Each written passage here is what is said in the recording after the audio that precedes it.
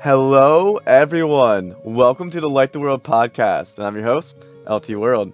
If you're new to this channel, what we do on this podcast is we look at cultural topics and political topics and religious topics and stuff like that, and try to look at them from both sides and see which sides make the most sense. So, for instance, we talked about feminism before and looked at pro-feminists and anti-feminists and whatever, and we looked at both sides and try to understand the arguments better from each perspective and see which ones make the most sense. And that's what we do here. And we also do interviews on this show. So we'll interview people who have an impact on culture or who have a cool background or faith story, and just do a bunch of different interviews about people who are interesting, basically. So if you like those type of things, definitely subscribe to the channel. Definitely follow on whatever platform you're listening to. And you can follow at Instagram and Twitter. And you can check out my webpage at ltworld.info. And before we jump in, I do want to throw out there that we just released a really cool interview with a guy named Aaron who grew up in a cult and then managed to get out and found freedom in his new life after getting out of the cult. So if that sounds really interesting to you, check out that episode. It's in the podcast, it's on YouTube, it's on all the platforms it's released. So if that sounds like it's something really interesting to you, definitely go check it out. And we also have another interview coming up. I just finished up an interview this week. This week has been really crazy. So if I seem a little bit discombobulated today, it's because this week has been pretty crazy. But I had another interview today with a friend of mine who produces movies and produces, or is getting into the production company industry at least. So that was a really cool interview, and we had a really great time. And if you would enjoy listening to that one, it'll be released here within a few weeks. So keep your eyes out for that. But now, without further ado, let's jump into today's topic.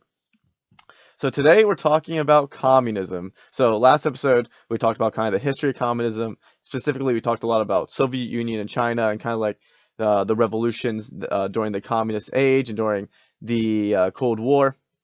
So today we're talking about kind of just the practicals of communism.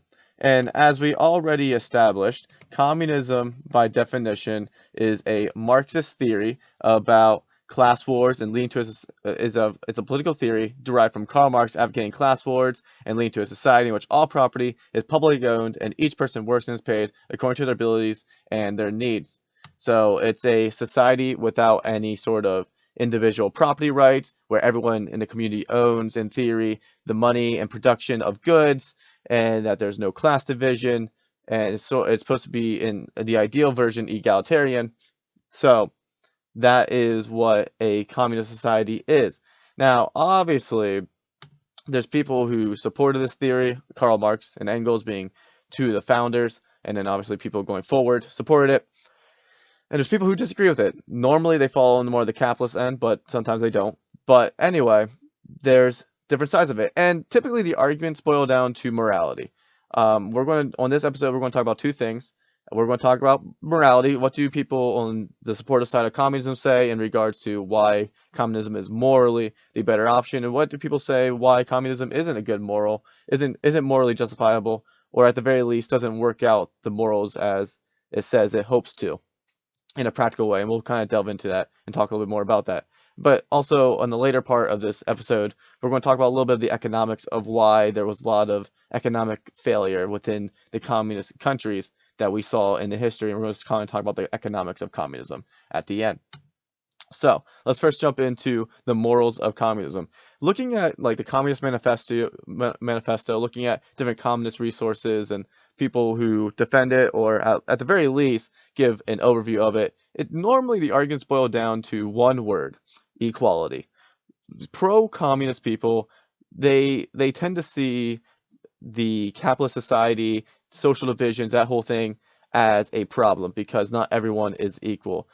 In essence, capitalism leads to social class divisions. It leads to what Karl Marx would call like a disgruntled lower class, a lower class that would get angry, fed up, and then eventually revolt and lead to civil war and issues, because the whole premise of capitalism, according to the pro-communist side, is division.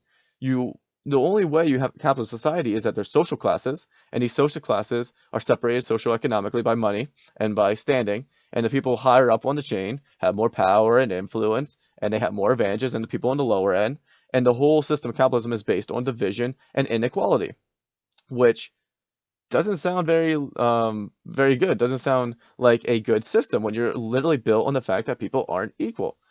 And also, the argument went in a lot of cases that this inequality and the fact that money is so important to people's position in society leads to more people wanting to love money. It leads to every social interaction being about money. It leads to people taking advantage of people because they need money to gain power in society, and it leads to this sort of greed. In essence, it leads to greed. Capitalism invokes greed because people need money to go up the hierarchy of the socioeconomic ladder, and therefore they will take advantage of people, or they will suppress people if they're higher up on the ladder to spare their positioning. And again, it creates division and gets rid of equality. And also, if you, as you saw in our critical theory episodes, a few episodes ago, it leads to sometimes discrimination and political and structural problems. So you can have racism, like we did in the States for several centuries there with slavery and Jim Crow and all those things. So it can lead to discrimination because it's socioeconomic class structures, sexism, and other type of discrimination, like that sort of thing, because of the whole economic setup. It's based on discrimination.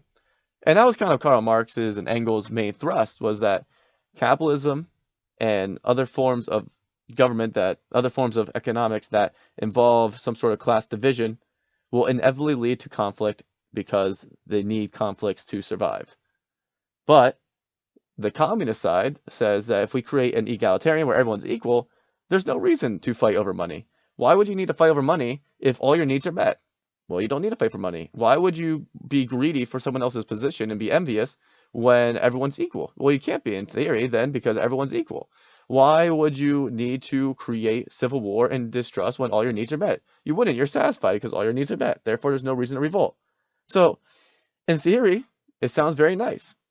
Capitalism lives and dwells off division. It lives and thrives off some sort of inequality, but communism survives and thrives off equality. Or thus, the argument goes from a moral standpoint. And if you, or can only be moral if you want people to be equal. Or so the argument goes. Now, the response to this, and what people say on the flip side, is one, look at history. A lot of times people on the capitalist side of things, or people who just disagree with communism as a general whole, will say, just look at history and you see this doesn't make any sense.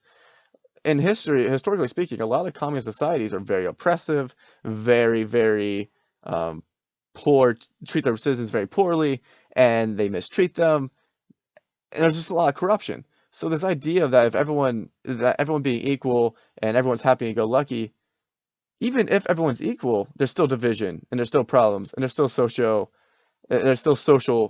division, even without money being involved. So obviously, not all society's problems falls on the back of money. One, and historically, communism isn't favored because we have 100 years of history to look back on in communism trying to be practiced. Secondly, a lot of times people on the opposite end of the spectrum say a couple things about this whole idea of freedom and equality. One is the communists define equality as everyone having equal position. So there would be no one at the top of the ladder or bottom of the ladder. Everyone's at equal position. But a lot of times, people on the flip side say, well, you don't need equality to be everyone with equal position. All you need is equality of opportunity. Now, what that means is having laws in place that enables everyone to pursue their goals. So even if you're at the lower part of the ladder, let's just say you were born to a poor family, a country is actually equal if everyone has equal chance and opportunity to succeed. So that person at the bottom of the ladder can get a job without any sort of discrimination and so forth. And the way you would enforce this is not through restructuring the whole system to be everyone's equal, but rather you make it in a way that the government stays out of most situations, and they only regulate and enforce laws that help protect people's freedoms or protect people's ability to move up the ladder and move down the ladder if they want to, if that's their sole desire. And so you would create, in a sense, then, in a perfect sense, a meritocracy where everyone gets what they earned. So you're born into this world, and then you earn what you get from there. And if everyone has an equal opportunity to earn what they get, then that's an equal society. Not everyone's going to end up equally well off, because equal opportunity and meritocracy means that some people are going to want to put forth less work and they're going to be lazy, and therefore they won't get as much production, and therefore they won't be as high on the ladder. And other people are going to be working hard and putting forth a lot of effort, and they'll end up higher on the ladder. And then obviously there's other factors that take in place. It's not always that simple. But generally speaking, if you create a society with equal opportunity or relatively equal opportunity and some form of meritocracy where people earn what they get, you will have equality, not in outcome, but in ability. And the other flip side is, even though communism sounds like this great equality and this great idea of society, and everyone's free because they're not bound by socioeconomic classes, you're stifling a lot of different things. One, you're stifling the freedom to act and to innovate and to create. So, for instance, no one could, if someone had this desire to start a business within a communist society, they can't really start a business. And if they are allowed to some certain extent start a business, it falls under the community. It falls under everyone else dictating what to do with their business. So they don't really have freedom to do that. They don't have freedom to create. So you might be able to create a great art piece and great artwork, but you don't actually have individual property rights. So if you wanted to put that artwork on the marketplace, you can't dictate the price, you can't dictate the supply. Therefore, it's the community's decision. So within the communism, you actually lose a lot of freedom. And you see this in history because a lot of times the government then dictates what freedoms you do have and what you don't have. And that's what can lead to oppression, because you're dictating freedoms within that system. The system requires people's freedoms to be restricted. It's essential to the system. So as you could say that capitalism requires some form of division based on outcome, because people's amount of effort they put in or life circumstances hit, stuff like that. You could say the same thing for capitalism in regards to freedom, that it requires freedom to be stifled and to be limited due to the wanting of everyone being equal. And even outside of that, the whole phrase of from everyone to do what they're able to do to everyone by their needs. So like if people, whatever you need will be met, and whatever ability you're able to work to, you work to that ability. Again, you don't really give people the freedom to choose whether or not they want to work to their fullest ability or not to their fullest ability, and that requires freedom to be encroached upon, which normally leads to some form of oppression. And as I already said earlier, there's not really necessary. You don't need to always go to extremes. And this is kind of me throwing out my own little opinion here at the end about, I think the big problem with this discussion is that we think of extremes like, okay, pure communism, bad. Pure capitalism, good. Or pure capitalism, bad. Pure communism, good. We tend to think of the extremes, and oftentimes economics is much more nuanced than that.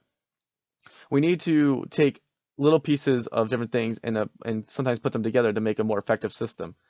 So a pure capitalist society, as we can tell, can lead to, and Karl Marx wasn't wrong to say this when he made some of these assertions, can lead to a social system where the top couple people rule basically the country and then starve people at the bottom.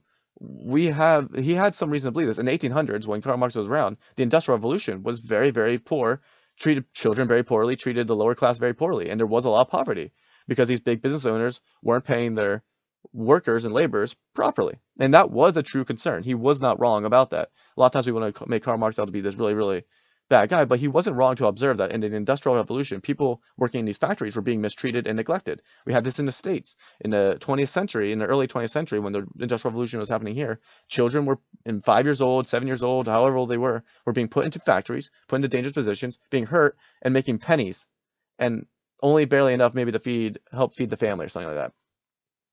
So there was true concern here. That was an issue. But is the answer completely destroying the system? Or is the answer laws and regulations like minimum wage and workers, how you have to treat your workers, and different regulations and stuff that don't lead you to pure communism, but don't necessarily allow for pure capitalism where monopoly is the end result? there's a blending, there's a mixture, there is regulation that can be put in place where you don't go to one extreme or the other. Anyway, food for thought. Now, those are kind of the moral arguments, and as you can already tell from my perspective, I don't think pure communism is good, and I don't think pure capitalism is good, which may be a hot take for some people, because pure capitalism will lead to your Rockefellers and other people normally dominating the country and suppressing people at the bottom. But there has to be a mixture and there has to be a blend. And morally speaking, I think that leads to the most freedom when the government allows for open opportunity for people. And meritocracy, I think, allows for the best results. But neither here nor there. Now we can delve a little bit more. Now we're going to shift a little bit more away from the moral arguments that are presented by both sides. Shift away from the ideas of freedom and equality and which system best brings forth equality and freedom.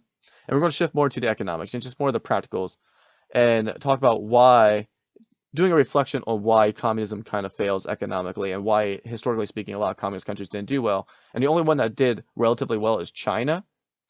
But China isn't a pure communist state. Actually, China's economic growth, followed a lot of capitalist insertions into their economy. So communism isn't, China isn't purely communist. China has a mixture of communism with capitalism and other forms of economic systems. So China's not purely communist, but a lot of your purely communist or mostly communist countries, they don't do well economically. And we see that throughout history with Cuba and North Korea and the Soviet Union. Their GDPs don't tend to be very good. And there's reason for that.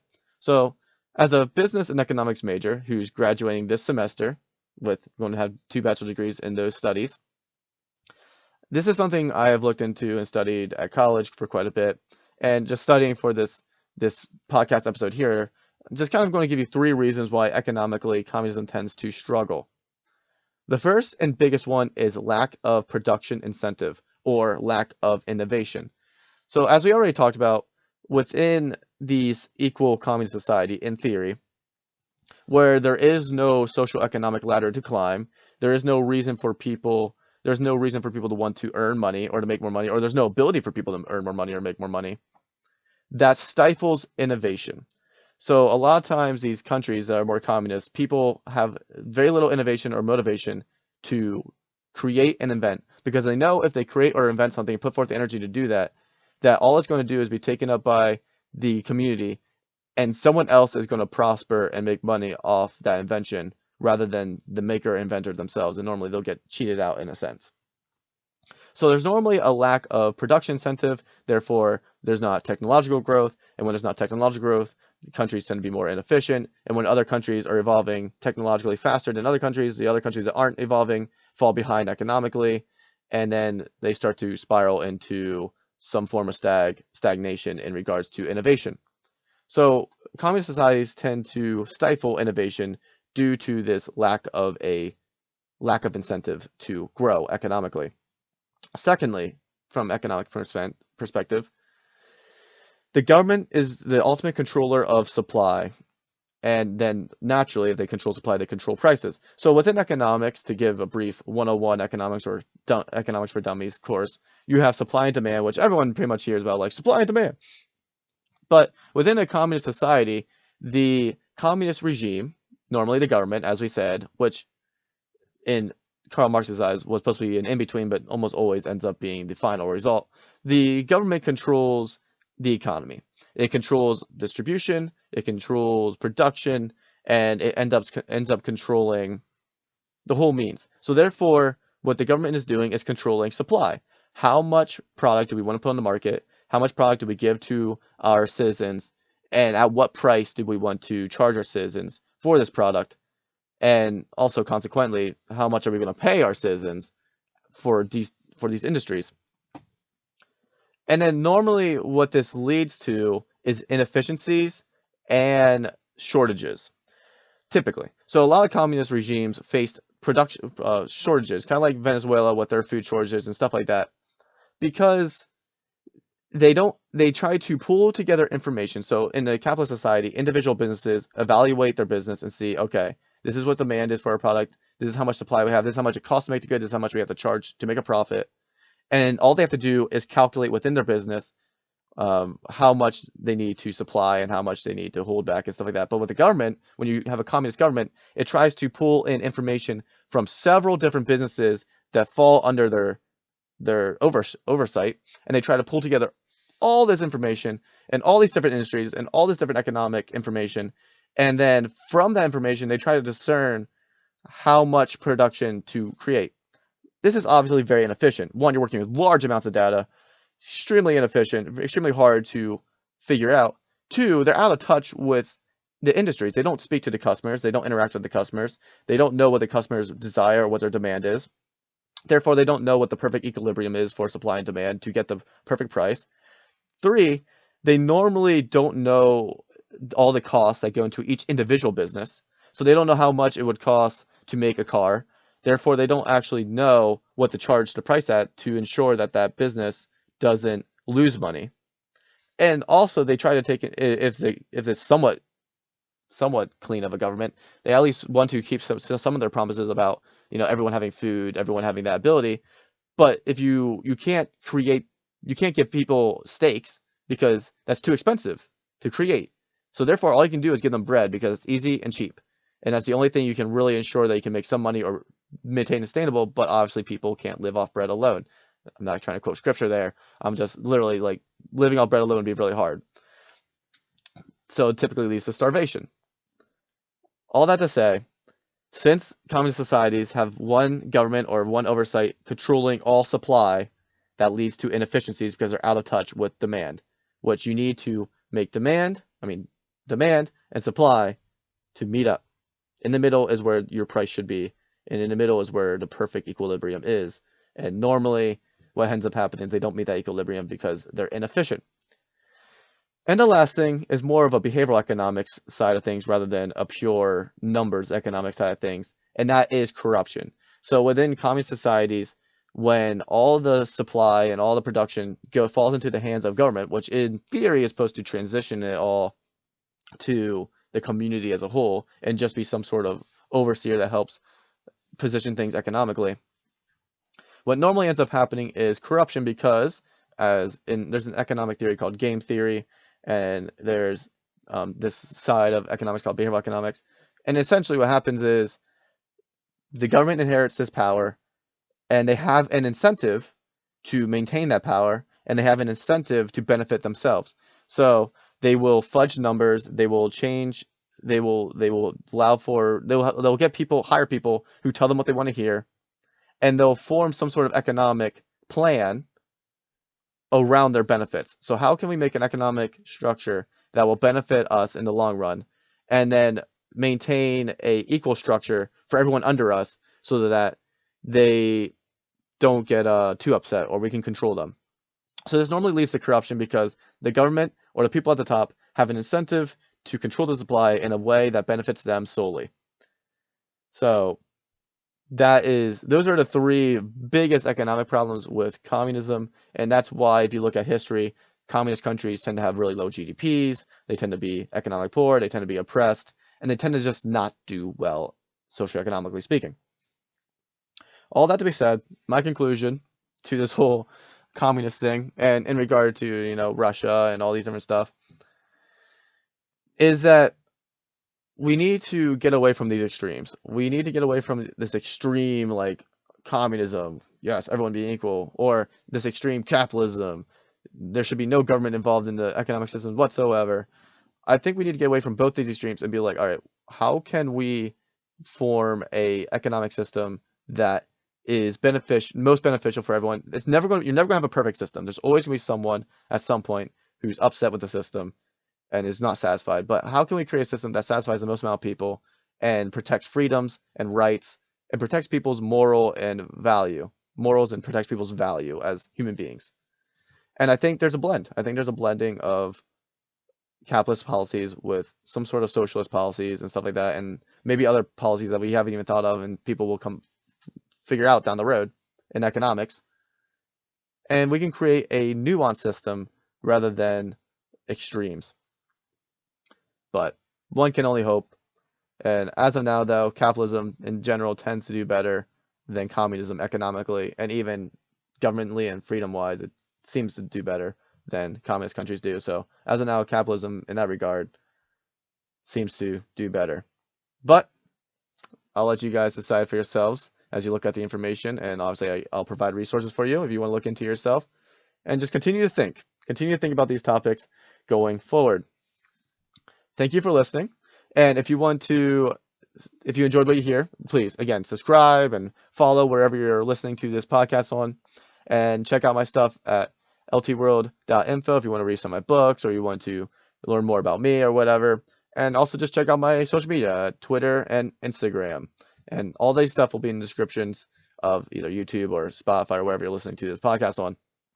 So, thank you. And now, please, friends, go out there and light the world.